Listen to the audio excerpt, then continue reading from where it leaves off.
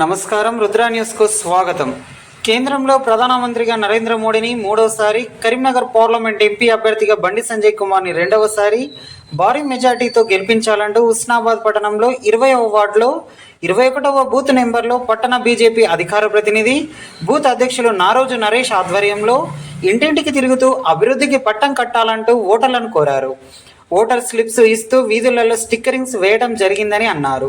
ఈ సందర్భంగా నారోజు నరేష్ మాట్లాడుతూ పేదరికంలో ఉన్న కుటుంబాలకు బాసటగా నిలిచేందుకే ఎన్నో పథకాలను ప్రధానమంత్రి మోదీ ప్రవేశపెట్టారని అన్నారు.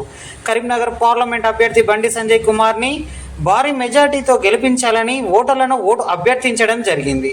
ఈ కార్యక్రమంలో బీజేపీ సీనియర్ నాయకులు కొత్తపల్లి అశోక్, కొత్తపల్లి రేవంత్, మహిళలు, కాలనీ వాసులు తదితరులు పాల్గొన్నారు.